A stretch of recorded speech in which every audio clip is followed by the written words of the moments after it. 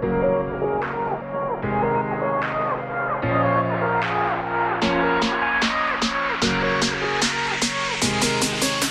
everyone, and welcome to today's webinar event, Exploring Cloud Computing and the Eduverse.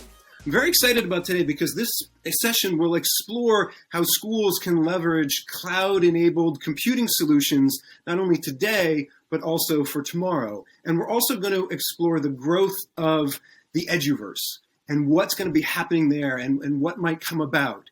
If you have any questions, please feel free to submit them whenever you want. You can just tweet them with the hashtag ASUS Education. Let me start off by introducing myself. I'm Brian David Johnson. I'm going to be your moderator today. I'm a futurist, an author, and a professor at Arizona State University. And for today's conversation, I think it's important to call out that I'm an applied futurist. So I work with people to not only think about possible futures, but what are the steps that we need to take today, tomorrow, 5 years from now to move towards these possible futures. And that's why I'm so excited to have the panelists that we have today, because they are both great thinkers, but also great practitioners who are thinking about how we can explore cloud computing and the Eduverse and what it means for educators. So I'm going to go around my panelists really quickly and have them just give us a quick overview of who they are. And Cheatham, we'll start with you. Hi, my name is Çiğdem Ertem. I'm the Global Director for Public Sector and Education Sales at Intel. In my day-to-day job, I work with our country teams, partners, and ecosystem with strategies and tools to support our customers to make correct technology decisions. Education is my passion, and I developed an initiative called Skills for Innovation with my team to help educators to transform their education systems and prepare students for their future. Thank you for that, Cheatham. Thank you so much for joining us today. Stephen, how about yourself? Hi, everyone. My name is Stephen Fang, and I lead the K-12 Google Cloud team. Over the past decade at Google, I've focused on partnering with school districts to migrate to the cloud and adopt cloud technologies such as Workspace EDU, Chromebooks, and now Google Cloud Platform. So happy to have you with us today, Stephen. Chris, how about yourself? Could you give a quick intro, please? Hi there, I'm Chris Whiteman, the Education Sales Director at ASUS UK. My role is to enable the education team to make it as easy as possible for schools, colleges and universities to buy and successfully deploy ASUS products. I'm privileged to run some fantastic journeys of schools and colleges as the words transform the learning journeys for students. And the more of these are witnessed, the more it inspires me to share all of these solutions with more education establishments. Thank you for that, Chris. And then finally, our provocateur, Graham. Could you give a quick introduction? Hello, I'm Graham Brown-Martin, author, broadcaster, and I guess, yes, provocateur on the subjects of the future of learning, work, and society. I'm also the founder of Learning Without Frontiers, a global community focused on the future of learning, sharing provocative and challenging ideas.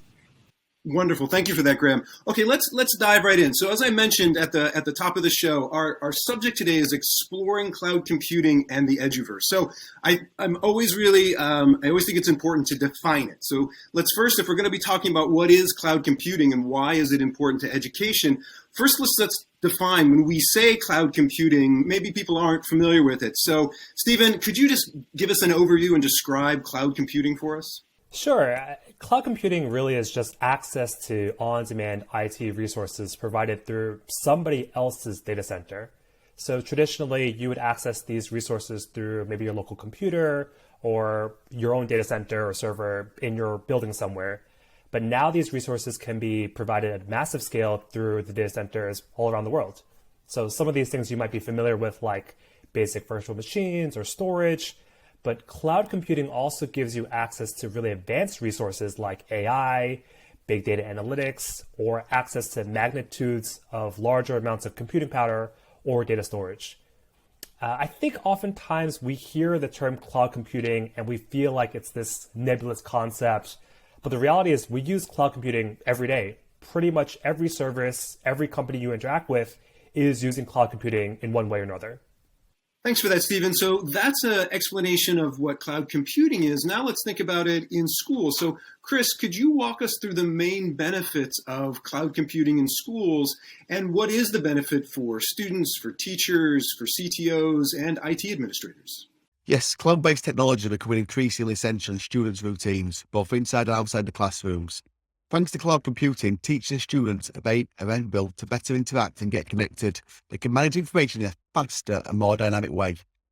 If we dig a little deeper into the benefits, standout benefit is accessibility. Content is accessible from anywhere at any time, and this means that the learning possibilities are endless. Students can start working on something at school and continue at home, all whilst teachers monitor the progress live. Gone are the days of collecting the workbooks at the end of the week. For marking, this can be done live for much faster feedback, and teachers tell us it reduces the amount of time spent on admin. Schools can also keep parents and guardians better informed. Hybrid learning is something that we all know about now, and cloud computing has helped to improve its effectiveness in schools that have implemented it. Remote learning is not going to be going away. Schools will be forced to close again, hopefully not for COVID, but there will be issues due to snow days or heating issues.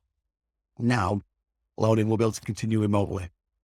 And modern working means a need for modern learning environments. Collaboration and group projects is a huge part of modern working, and it's important that we ensure students are work ready.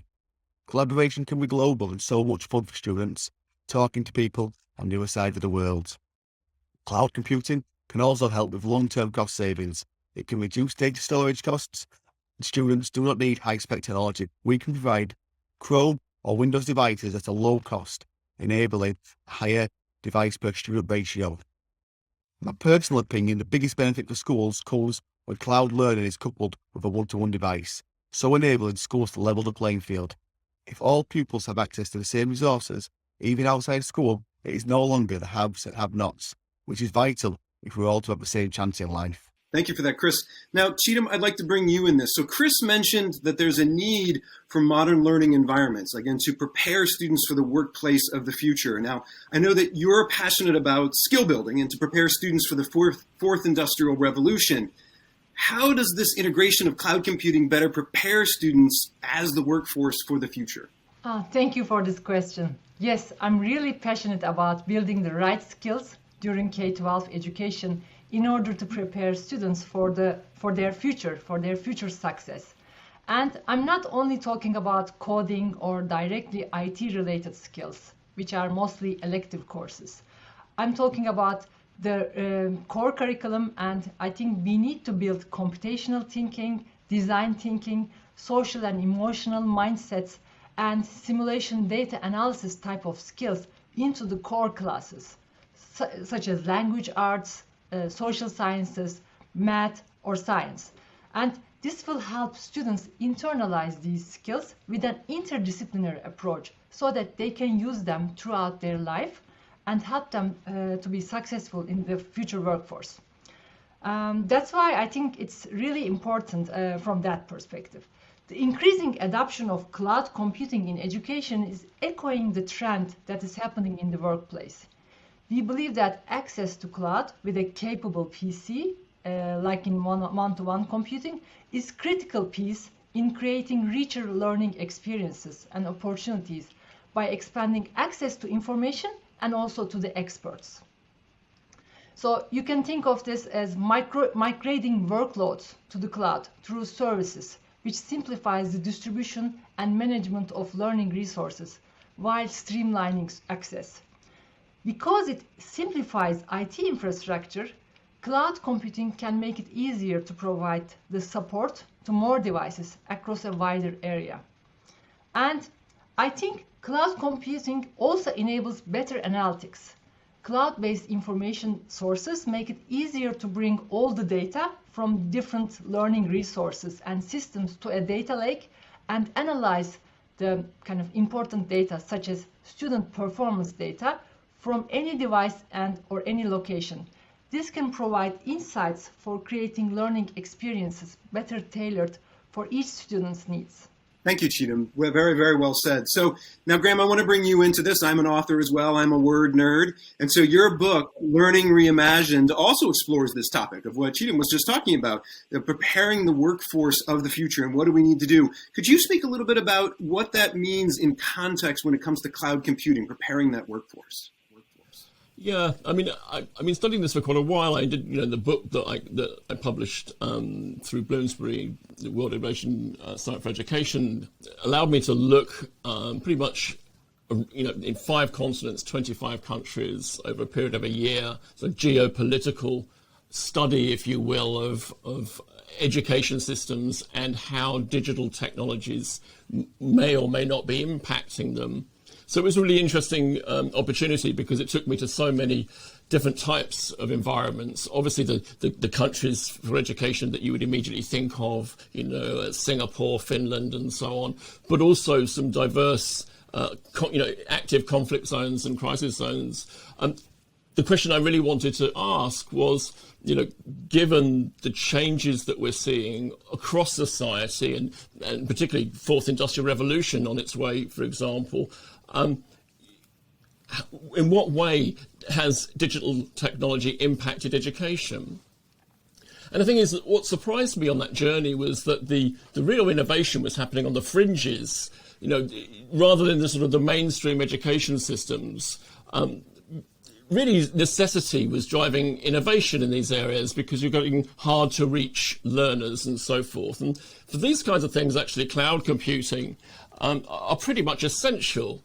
I think as Stephen mentioned earlier, it's pervasive. We're using it all the time anyway. Now, of course, we could use these technologies to, if you will, reinforce old practices, the sort of industrialization, natural progression of the 20th century.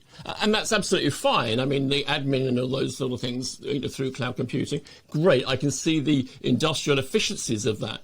But I think we're barely scratching the surface of what we can actually do with cloud computing when we start using it in a way to think about how do we reimagine our education systems fit for the 21st century, fit for the 22nd century, with the skills and knowledge so that they may thrive. And I think that's where cloud computing comes in. It's both the decentralization of everything and the centralization of everything to the individual. And that really makes me excited for the future because, by golly, we need to connect the community of learners together from wherever they are and from whatever background. Never has there been a time that we needed to do this more than today. And that's where I think cloud computing is heading. I couldn't agree more, Graham. And that's one of the things I think is so important, as we think about, exploring cloud computing and the Eduverse, and we think about this back and forth between the kind of the present and the future, right? We need to imagine a future. We need to imagine a better future and what we can do with it. And imagination is one of the most underutilized tools that we're all using to kind of imagine it. But then as we move back and forth, Cheatham, I want to bring you back in because let's go back to that applied portion of it, right? We know that the rapid rollout of one-to-one mobile learning solutions has really put a strain on IT administrators. I mean, this is going on right now. This is going on today. How do you think cloud computing can help solve these challenges? What could it do for these folks? Yeah, so moving to the cloud is a very effective way to scale capabilities. Think of technology as a service without having to scale staffing. In a complex environment, the number and types of the devices, as well as the specific resources needed, are constantly changing because there are changes in the student demand, the student population, staff size, and if the school is on or off, it's different. Cloud deployment makes device management and adapting to these changes much simpler. Also reaching out to the different resources, learning resources. But here, I want to emphasize one thing. In addition to adopting cloud computing, I want to emphasize the importance of ensuring the right device. Educators and students need to have the right device, which is a performant PC that can deliver the computing power needed for richer usage models, with manageability and security built into the platform. This will create the user experience that educators and students are looking for, while decreasing the strain on the IT staff. Those are really good points, Cheatham. I think that really does start to show kind of what can happen. Chris, I think you could have a really interesting perspective on this as well. If I could also add that whilst IT administrators have seen workload increase, cloud-based tools have helped to simplify the setup and ongoing management of devices, saving time and costs for IT operations, maintenance and troubleshooting. ASUS cloud-based devices can be set up ready to go straight out of the box, with zero-touch enrollment for Chromebooks and autopilot for Windows laptops. Cloud-based devices can be managed and controlled remotely to ensure consistent and responsible use that aligns with IT policies. An excellent example of this can be seen in one of our case studies, where they control the ASUS Chromebooks remotely to monitor the usage, even when students are at home. We'll put a link for this case study in the chat, where if you search Little London ASUS, you'll find it quickly. The other benefit for cloud computing is that hardware issues do not need to cause downtime. With cloud computing, you just simply log on via a different device, giving time for IT administrators to resolve any hardware issues. Thank you for that, Chris. And this is one of the reasons why I sort of love all the panelists here, from Cheatham to Chris, that these are actual solutions that are out there. So thank you so much for that case study. Now, Stephen, I'd like to bring you in. So what are some of the challenges that you see schools are facing right now that these cloud-based solutions could help with? Sure. There are a lot of challenges that schools are facing that cloud solutions can help with. A lot of districts I've spoken to this past year had a lot of trouble providing the right technical resources to their students, especially given so many students were doing virtual learning.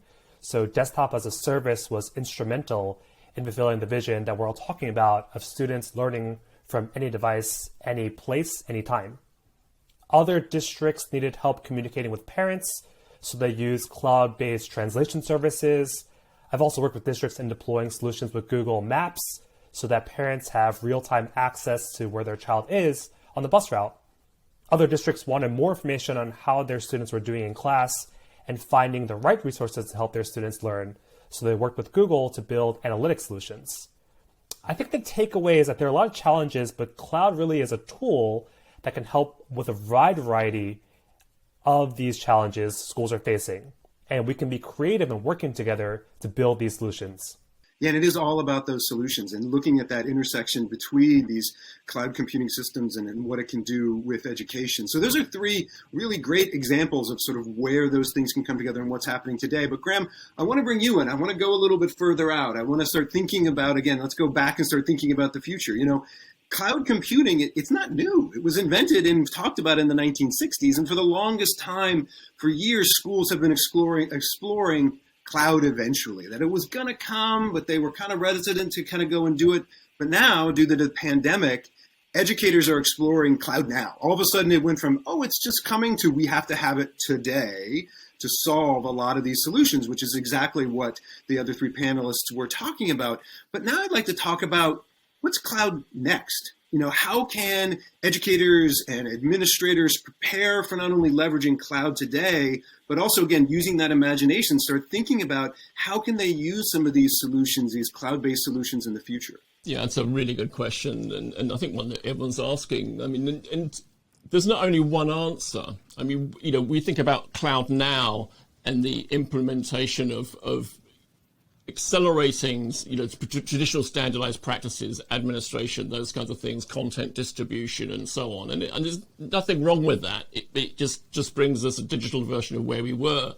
Cloud next is when we start looking at new forms of learning and leaning on, for example, what we've learned in the social media sphere in terms of connectivity and getting people to share things together of value, perhaps themselves or others. And even some of the gaming technologies, you know, we've seen emerge in the massively multi-user maker environments like Minecraft, for example. And if you're old enough to remember World of Warcraft, where, you know, people of all ages actually collaborated together, built strategies together, and effectively learnt together. I mean, it was a game, of course, and I'm not suggesting that we just gamify everything, but collaboration, assessment in real time, being known very rapidly for what you can do, not just what you can remember. You know, those two things that, you know, in the world of employment, for example, I must have employed over 1,000 software engineers in my career. You know, I didn't really look at certificates. What I looked at was, you know, what they could do. I mean, today I look at something like GitHub, for example, the holy grail of software engineers. But looking at that, I can see what skills that they have, what they can actually do. Sometimes that's more important for the employer and certainly for the future. So I think cloud computing, cloud next, is when we start exploring things that we can do that are transformative in this space, in surfacing what we can do. At the moment, we have a very narrow lens the sort of certification. It doesn't really tell you much about the person and what they can do. We can start surfacing the way that we can connect all these different aspects of somebody's life together and say, look, this is who I am, this is what I can do. I think it gets really exciting. I think when we start seeing co-learners, because everyone's a co-learner, even teachers are learners, lifelong learning. This could be a wonderful way of peer-to-peer sharing and learning in ways that we haven't even begun to imagine. I think that's one of the things that is so important, Graham, and I love about your writing and work, that notion of sort of lifelong learning and understanding the whole human when it comes to education. And cloud computing allows that, as those examples showed, that there's all those different ways that we can look at how cloud computing intersects with education. But now I want to shift gears. So we went way out into the future, and then we've also talked about some specifics for today. Now I want to start thinking about the challenges and solutions around cloud computing, and also start talking about the Eduverse, right? The Eduverse being, as we think about the metaverse, and people have been talking about it, the Eduverse, of course, is being able to apply the metaverse to education. So I would like to do that shift in the gears, talk about sort of challenges and solutions related to cloud computing.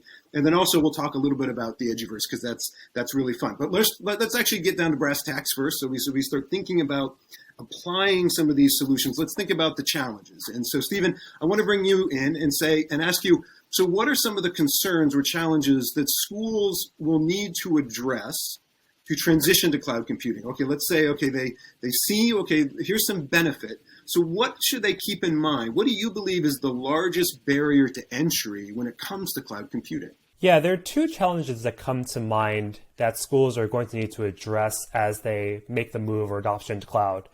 I think the first is cybersecurity. Schools have a lot of sensitive data and are constantly being attacked by ransomware, phishing, data breaches. Cloud can really help here by having data stored in much more secure environments, better audit trails, security innovations. All of these public cloud providers that you might work with have hundreds of people, teams really dedicated to security that are working on the front lines of preventing these attacks. The second challenge schools face, I think, is going to be change management. Cloud is a different way of doing things that will require time, training, resources, and support. But I believe, and yes, I'm a little biased here, but I believe that the benefits are really going to outweigh the costs. In the time I've been at Google, we've already seen this change from email being on-prem, being managed by one person, to now most districts use Workspace for education and they use Gmail, or devices were really difficult to manage. You had lots of different devices that needed to be patched one by one. And now Chromebooks are the most used device in education, where the admin console can take care of all that for you. And I really think cloud is going to be the next big technological change we see when it comes to education. And certainly, Stephen, when it comes to education costs, it's always about costs, right? That being able to manage those. But I'm glad you mentioned security, because I want to pull on that a little bit more. As I mentioned, it's at the top. I am a futurist who does threat casting. I look at possible threats. I do a lot of work in security. And Cheatham, I want to bring you in, because I think one of the most common concerns that organizations and organizations have about cloud is security. So how can schools protect themselves against security breaches when moving to a cloud-based system? Yeah, thanks for asking. So security in a cloud-based environment benefits from most of the same measures that benefit an on-prem deployment. So on the physical side, adoption of a single sign-in model with multiple factor authentication can greatly improve security. And of course, it's important to train all the users to recognize cyber attacks through email, text, or even phone calls, like also Stephen mentioned. From the technology perspective, Intel builds multiple security capabilities into our data center processors. For example, integrated encryption acceleration, which helps keep data secure without sacrificing the performance. And all of the top cloud providers host a rich variety of Intel-based instances, making Intel security features readily available to our cloud customers. So those are the challenges, right? So I think it's important, thank you for that, Cheatham, to talk about the challenges, to say, okay, let's keep these things in mind. It's all not roses. So, but let's think about those challenges. But now I want to shift over to solutions. And I want to bring it to you, Chris. So we've talked about this. Let's bring in solutions. And you even mentioned some things that you've been working on. Could you share what products and services ASUS offers to help educators and school administrators to adopt cloud computing, to be able to bring it into their organizations? ASUS has developed a wide range of education devices to help educators make the most of cloud computing. When paired together with Google Workspace for Education or Microsoft Teams or third-party apps, these devices truly digitalize the classroom, helping students to have better learning outcomes.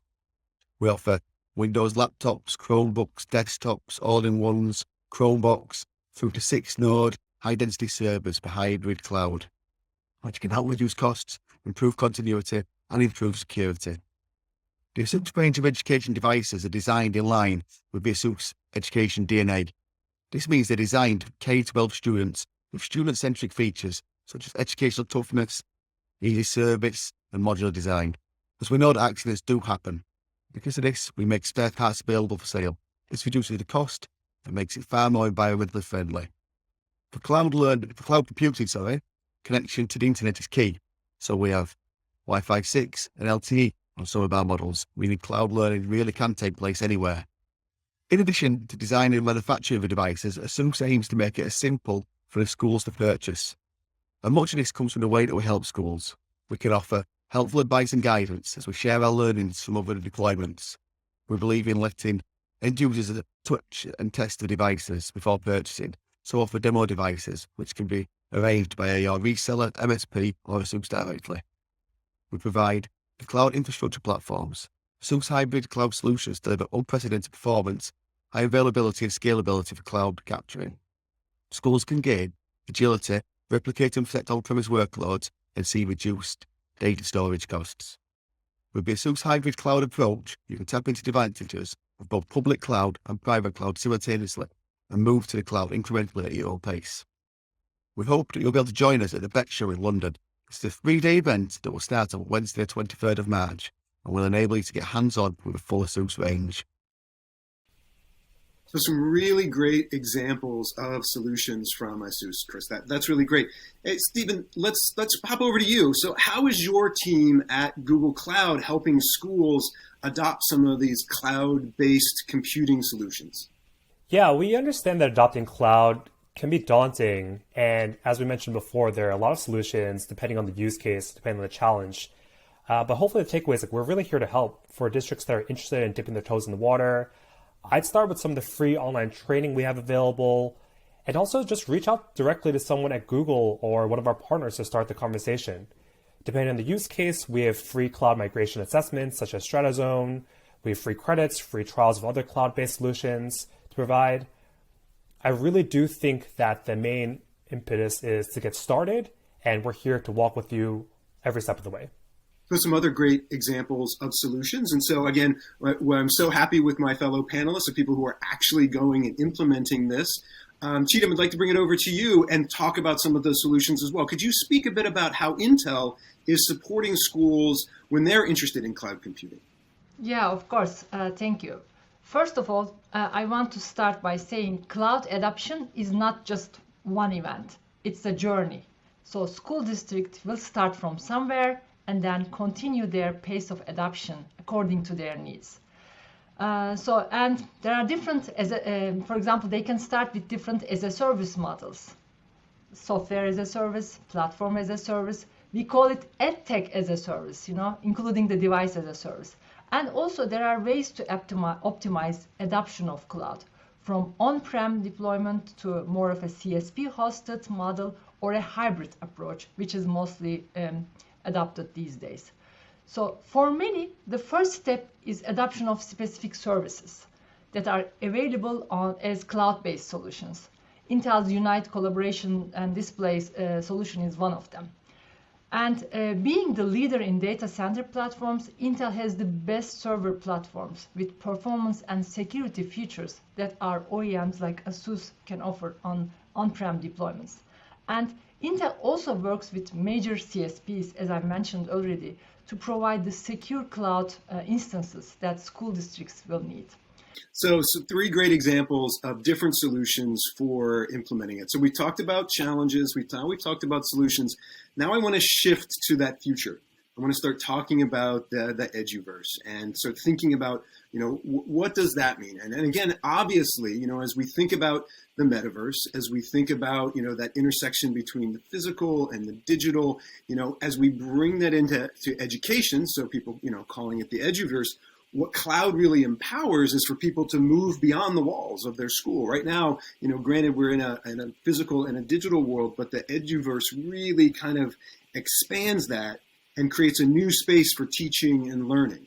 So Graham, I want to bring you in here because I know you've been thinking about this. What do you believe are the implications for education as we move into the metaverse? How might the shift to the metaverse impact how we learn? Well, I think, looking at some of the other technologies which are being aggregated for the metaverse, I mean, if we're smart, it will have a follow-on impact. The ideas around immersion, the ideas about collaboration across great distances and connected with communities and so on. I think, the actual switch to perhaps a more three-dimensionally represented space is less of the issue as to what that means in terms of how we communicate and share, because teaching and learning, however you look at it, is relational. The room is different depending on who else is in the room or the relationship between each teacher and learner. When we were thinking about software as a service and so on, I was thinking about teaching as a service, which of course, it's always been, and teachers are in service, of course, of learners, but teachers are, as I mentioned earlier, also learners. The ability to move your, if you like, portfolio between different systems, not being locked in, I think will be a major breakthrough actually in cloud computing in the future. So that the amalgam of the things that I've done and things I've achieved will be moved smoothly. There's not that kind of jarring thing that we get perhaps on LMSs and so forth. It's at that point in history. So I think it's those are the areas that I'm most excited about. And then, of course, the opportunity to pick your own cohort, to learn with people from different parts of the world, to share things across distance and across cultures, I think is going to be the huge value of the future of cloud and the Eduverse. And one of the things I always think is really important when we're thinking about the future is also kind of talking about a little bit about the past and kind of what is different. So Cheatham, I'd like to bring you back in. So online worlds have tried to appeal to educators in the past. We've actually talked about some of those collaboration spaces. What's different now? What is the strategy that companies will have to employ to be successful as we start thinking about the metaverse, as we start thinking about the Eduverse in this space? Yeah, so to me, the promise of the metaverse is to create a sense of togetherness over a distance, and also to create more realistic and immersive simulated experiences to increase engagement. So as you know, one of the biggest problems of educators these days is student engagement. We know that when students are engaged, they can learn better and apply their learnings to be successful. And I believe Eduverse can help with that. So I want to explain one thing, a research that we did. A group of researchers at Intel conducted a study called Kids Space at School, where a group of first graders interacted with an animated peer learner named Oscar for a math lesson. Oscar was programmed with a face, pose, and gesture recognition, along with other sensing capabilities, which encouraged interaction between Oscar and the students. What we learned from that study has been fascinating, with students achieving 99% of engagement rate during the lessons and a positive emotional response of 95% of the time. So it's really very promising. And of course, this was a first grader example, but if you think of not just math or science, but if you just imagine that we can create immersive simulations for teaching social science topics like history or literature, with the use of AR, VR technologies, and AI and machine learning, you can take students back to the history to interact with figures from the past, or with characters in a book or in a play. I believe this can skyrocket the learning outcomes. And also, I mean, what we have today, even before not going to very immersive AR, VR type of things, we have currently have esports. And I also see esport as a form of a starting of the Eduverse as well. Because esports provide an opportunity for students to experience a team environment while playing a virtual game. Today's esports leagues are mostly providing individual experiences to the students, but I believe we will soon see many schools create esports team and join sports leagues. This will offer students a safe and structured team environment in their school setting and compete like in a traditional physical team sport. So I think that's also another great opportunity. But if we go back to the question, so I see Eduverse creating so many opportunities for more immersive simulated environments, and of course Eduverse will require more performant devices, so that you can experience those seamless immersive experiences and interaction needed. I completely agree. And so now what I want to do, because we're almost out of time, but I want to make sure, being a futurist, I want to make sure we get some time to actually talk about just the future in general, even broader.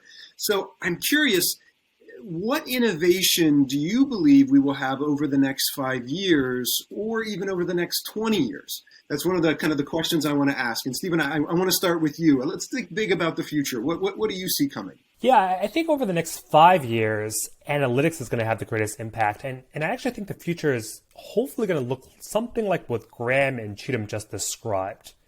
On one hand, you're going to have analytics to better understand the students, who they are, what their motivations are, what careers or jobs they should pursue, what should they be doing in the future. And on the other hand, I think it's also going to be about how are we serving the best content to these students? Just like Cheatham was talking about, is it AR, VR? Is it through gaming? Is it through a specific video? Is it catered to their interest? And I think if we can do both of those well, not only will we know who the student is, we'll also be able to give them the best tools and curriculum to fulfill their goals. I hope we can see that within the next 5 years.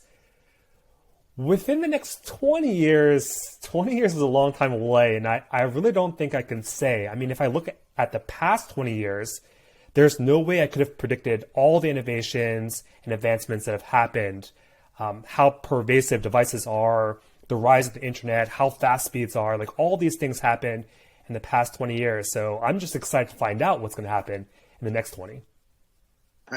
I agree as well. So now, Cheatham, I want to come back to you. So when you're thinking 5 years out, what innovations do you see coming? What do you hope to see coming? And what do you see as you look out maybe that on the 20-year horizon as well? Yeah, I agree with Stephen. It's difficult to predict 20 years out. It's going so fast. But first of all, I mean, in the next 5 years, we are already seeing, as I mentioned, to shift to more immersive models, more project-based learning, more flipped classroom type of technologies, so that to increase student engagement and help them really learn and internalize these subjects that they are learning. So I think we will see a lot of AI, and I think looking further ahead, I see AI will have the greatest impact in the form of analytics, as Stephen mentioned. That's one area, and this analytic can be kind of from higher end or applied into education in a bigger kind of analytic matter, or in the device when you are just interacting with the device. But lots of AI, and to support student and facility management, and to help with the personalized education. We will see a lot of that, and then gamification and so on. So we will see all of these getting into the innovation, and we are also seeing seamless interaction between the devices. During the pandemic, I mean, it was, as you know, the biggest experiment. Suddenly we had to do without further many preparation maybe, but lots of technology is used. and we are not going to go back to the time before pandemic. So the technology is helping a lot from that perspective. But in the meantime, when technology is helping, of course, we need to modify the usage models as well.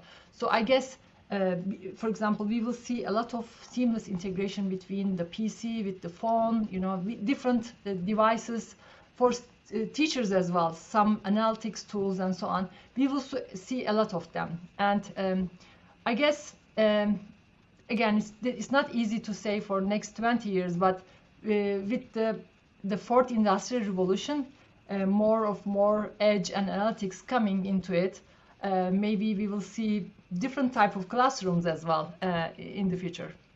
And finally, Graham, I want to bring you into this because I know you spent a lot of time thinking about the future and really kind of working on it. What advice would you give education professionals? So really pragmatic stuff, like what if people are starting to, they just want to get a better understanding of cloud computing, of the Eduverse, of other education technologies, where would you push them? Where would you say, okay, as you're starting to think about this and get a better understanding, what advice would you give them? Where would you point them?